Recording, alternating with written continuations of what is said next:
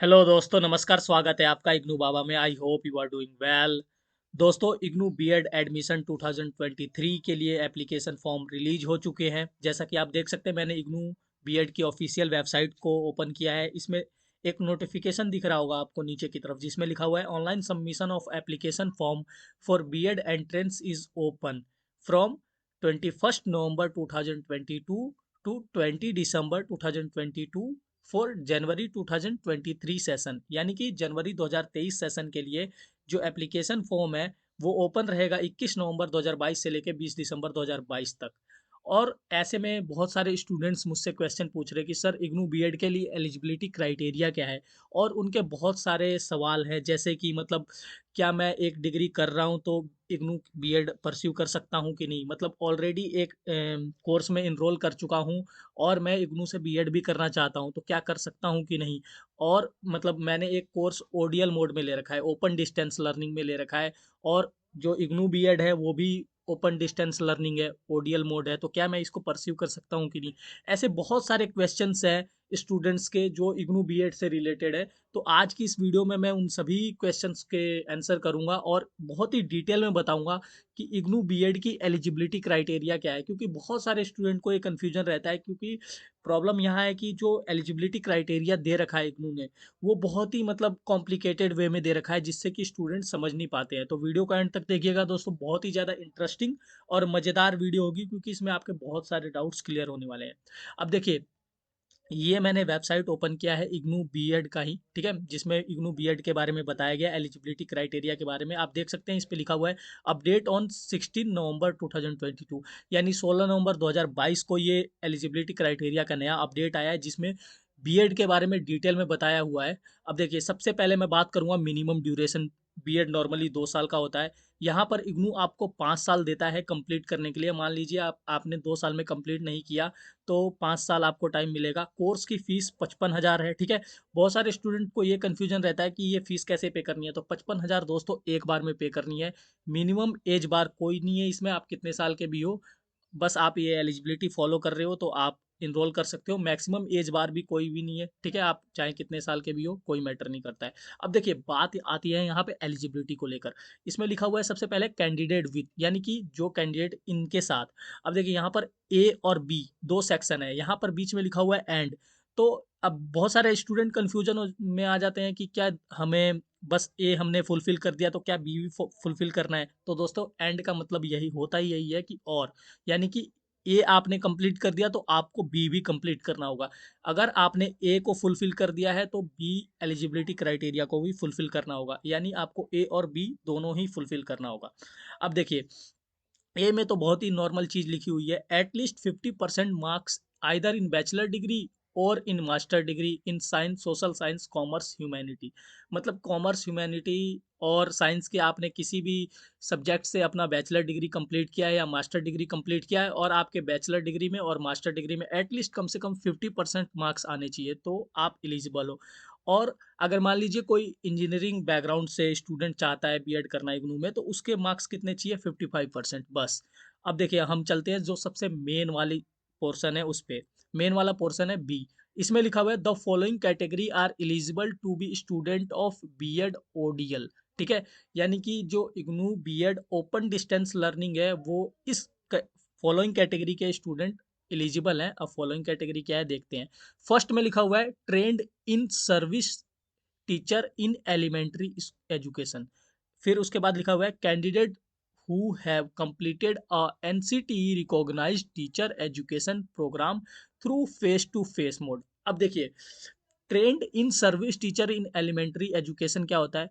Trend in service का मतलब है कि जो ऑलरेडी सर्विस में है, जो एलिमेंट्री एजुकेशन में पढ़ा रहा है, मतलब एलिमेंट्री एजुकेशन प्रोवाइड कर रहा है स्टूडेंट्स को, बच्चों को, वो क्या है? ट्रेंड इन सर्विस है। यानी कि जो रोज स्कूल जाता है, पढ़ाता है बच्चों को, वो हो गया trained in service teacher in elementary education. Elementary education जो हमारे मतलब देश में दी जाती है, फर्स्ट से लेके 8 क्लास तक, वो पूरा का पूरा एलिमेंट्री एजुकेशन आता है। जिसमें एलिमेंट्री एजुकेशन बेसिकली वो एजुकेशन है जो गवर्नमेंट हमें फ्री में प्रोवाइड करती है सरकारी स्कूल में, ठीक है। अब देखिए, समझ में आ गया होगा आपको ट्रेंड इन सर्विस टीचर।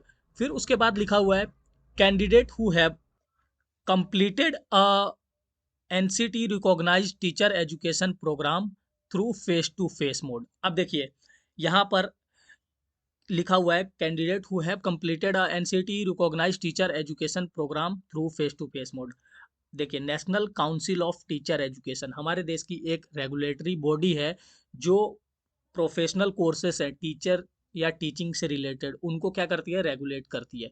तो एनसीटीई रिकॉग्नाइज्ड कुछ कोर्स चलते हैं टीचर एजुकेशन प्रोग्राम के हमारे देश में, वो एक लिस्ट है। मैं एक डिफरेंट सेपरेट वीडियो बनाऊंगा जिसमें आपको कंप्लीट डिटेल में बताऊंगा कि एनसीटी रिकॉग्नाइज्ड कौन कौन से वो कोर्स हैं जो इग्नू बीएड के लिए एलिजिबल है। ठीक है, तो यहाँ पर एनसीटी रिकॉग्नाइज्ड आपके पास फेस टू फेस मोड से एक डिप्लोमा होना चाहिए। बहुत सारे स्टूडेंट को ये कंफ्यूजन आता है फेस टू फेस मोड क्या है। फेस टू फेस मोड दोस्तों सिंपल है, रेगुलर। रेगुलर क्या मतलब, आप रोजाना स्कूल गए, मतलब कॉलेज गए अपने, और वहां पर आपने पढ़ाई की, इंटरेक्ट किया टीचर के साथ, वो क्या हो गया, फेस टू फेस मोड। अब देखिए NCT recognize teacher education programme में आपके डिप्लोमा आ जाएंगे, एजुकेशन डिप्लोमा। अगर आपने education diploma face to face mode यानी रेगुलर मोड से किया है तो आप एलिजिबल हैं। अब देखिए दोस्तों बी पॉइंट में, आपके बी पॉइंट में दो यहाँ पर फर्स्ट पॉइंट है और सेकंड पॉइंट है। तो बहुत सारे स्टूडेंट का ये क्वेश्चन रहता है कि क्या हमें दोनों ही पॉइंट फुलफिल करना है, ट्रेंड इन सर्विस भी होने चाहिए और मतलब NCT recognize teacher education diploma भी होना चाहिए फेस टू फेस मोड से।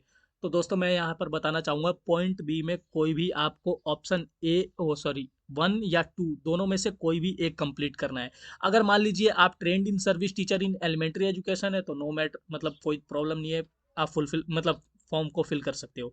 यहाँ पर अब दिया हुआ है कि candidate who have completed NCT recognised teacher education programme through face to face mode, ये भी आपने कंप्लीट कर रखा है तो आप एलिजिबल हो, यानी दोनों में से कोई एक होना चाहिए, दोनों नहीं होना चाहिए। ठीक है, अब देखिए अब यहाँ पर मैंने आपको एकदम क्लियरली बता दिया है ट्रेंड इन सर्विस टीचर क्या है, और यहाँ पर ये NCT recognize teacher education programme क्या है फेस टू फेस मोड से।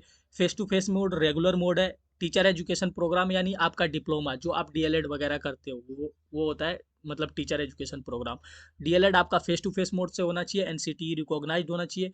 दोनों में से फर्स्ट ऑप्शन और सेकंड ऑप्शन में से कोई एक फुलफिल करना है। ये नहीं कि आपने टीचर एजुकेशन प्रोग्राम कंप्लीट कर रखा है और ट्रेंड इन सर्विस टीचर भी होने चाहिए, नहीं नहीं। अगर आपने टीचर एजुकेशन प्रोग्राम कंप्लीट कर रखा है, ठीक है, फेस टू फेस मोड से, तो आप एलिजिबल हो, जरूरी नहीं हो कि आपको ट्रेंड इन सर्विस टीचर भी होना चाहिए।